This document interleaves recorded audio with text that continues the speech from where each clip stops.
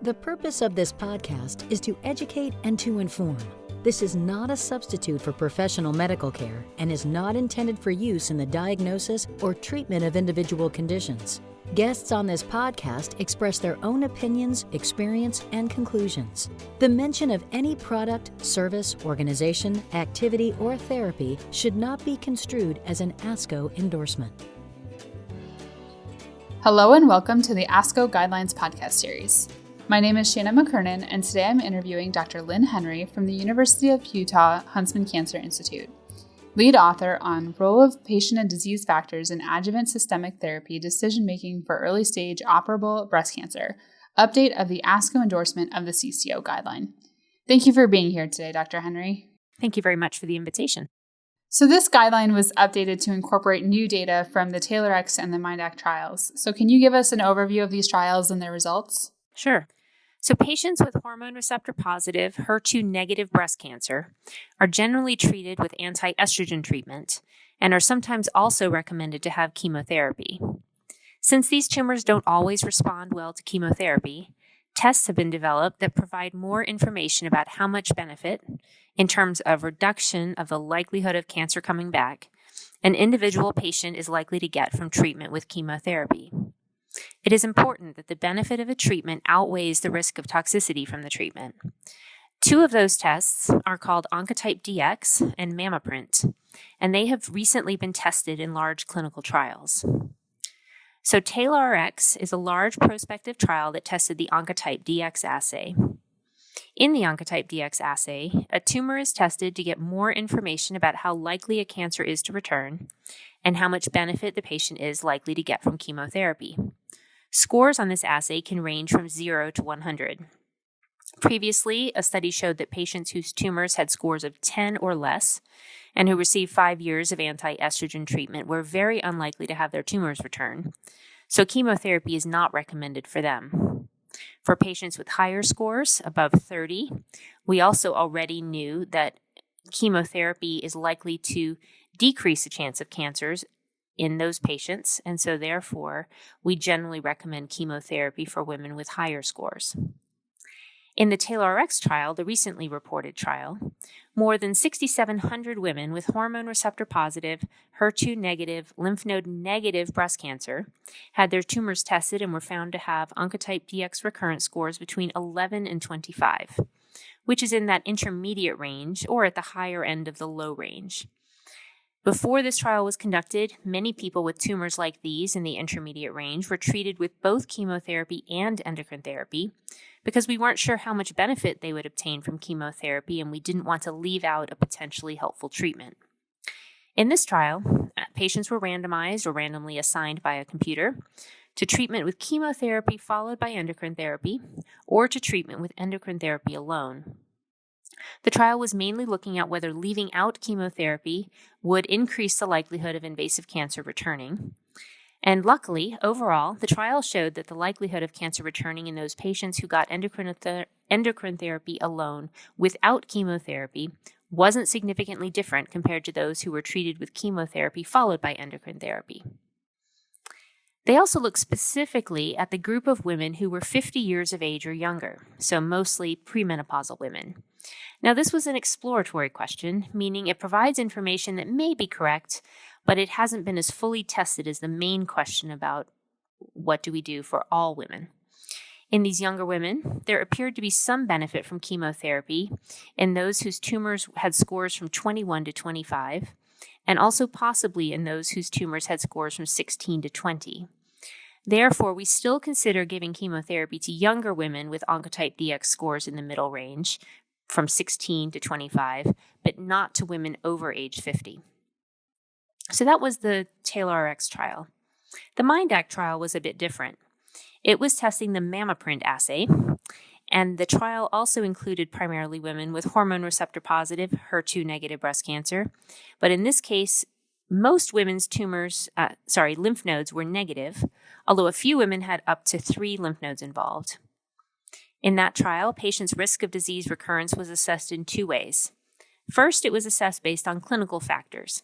So the size of the tumor, how many lymph nodes were involved, and the estrogen receptor, progesterone receptor, and HER2 receptors. Second, it was assessed based on genomic factors. That was using the MammaPrint test. So if patients were low for both clinical factors and genomic factors, they only were treated with anti-estrogen therapy. If they were high for both clinical factors and genomic factors, then they were treated with chemotherapy followed by anti-estrogen therapy. However, if they were high for one and low for the other, then they were randomized to either endocrine therapy alone or chemotherapy followed by endocrine therapy. So it was a little bit of a confusing trial.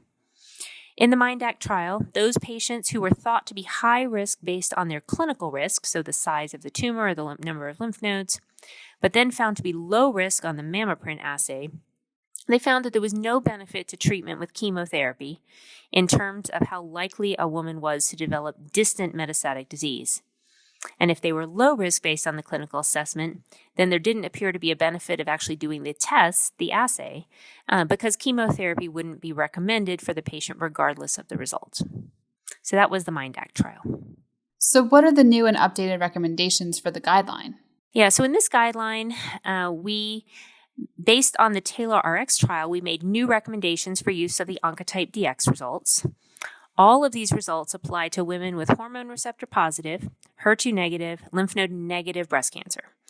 So for women older than age 50, if they have an Oncotype score of 25 or lower, then clinicians may offer endocrine therapy and no chemotherapy.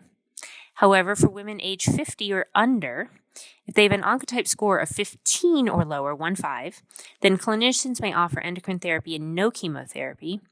But if the score is 16 to 25, then chemotherapy can be considered in addition to endocrine therapy. So it made a difference in that gray area in the middle. For all women with scores 26 to 30, chemotherapy may be considered. And for scores above 30, chemotherapy should definitely be considered. The data from the MammaPrint trial actually aren't that new. The results from that trial were originally published in 2016. However, that was after the original guideline was published, so we wanted to add these results to these updated guidelines for completeness. For a patient with hormone receptor-positive, HER2 negative, node negative breast cancer, who is thought to be at high clinical risk of breast cancer recurrence, if the MammaPrint assay shows low genomic risk, then treatment with chemotherapy can be avoided. If a patient is thought to be at low clinical risk, then MammaPrint should not be used since chemotherapy can be avoided regardless. And for a patient with hormone receptor-positive, HER2 negative breast cancer, but who has 1 to 3 positive lymph nodes, who is thought to be at high clinical risk of breast cancer recurrence, if the MammaPrint assay shows low genomic risk, then it is possible that chemotherapy could be avoided, especially if only one lymph node is involved. So I think the bottom line for this part is that both of these tests, there are now women who previously would have been recommended to have chemotherapy, that maybe now we can avoid chemotherapy based on using these assays on their tumors. So why are these changes so important and how will they affect practice? Yes, that's a good question. Before the publication of the TAILORx trial, we had good information about how to treat patients who had either very low or very high Oncotype scores, but we really weren't sure how best to treat those patients whose scores fell in the middle. Now we have important information to guide decisions about chemotherapy for patients with intermediate scores.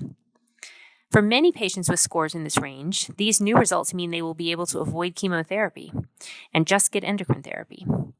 While these results don't give us answers for every patient, they do provide more information that oncologists can use when having discussions with patients about the benefits and risks of chemotherapy. And what does this mean for patients with early-stage invasive breast cancer, and what should they talk to their doctors about? So as a result of both of these trials, we now have additional tools that can help oncologists provide more individualized treatment recommendations for patients and really assess whether or not chemotherapy, in addition to endocrine therapy, is likely to provide benefits. Knowing which patients' tumors will respond to chemotherapy can help some patients avoid unwanted side effects from a treatment that's not likely to actually give them much benefit. Now, these tests aren't appropriate for everyone and don't provide all the answers, but they are an important step in the right direction for providing more personalized treatment for women newly diagnosed with certain types of breast cancer. Patients should talk with their doctors about whether these tests are right for them when they're making important decisions about whether or not they should receive treatment with chemotherapy. Great. Thank you, Dr. Henry, for this informative overview of the guideline. Keeping these clinical practice guidelines updated is really crucial, and it takes a lot of careful thought to ensure these recommendations represent the evidence. So thank you for coming on the podcast to discuss the role of patient and disease factors in adjuvant systemic therapy decision-making for early-stage operable breast cancer. Update of the ASCO endorsement of the CCO guideline. Thank you very much for the opportunity to talk with you today. And thank you to all of our listeners for tuning in to the ASCO Guidelines Podcast Series. To read the full guideline, go to www.asco.org/breast-cancer-guidelines. And if you've enjoyed what you've heard today, please rate and review the podcast and refer the show to a colleague.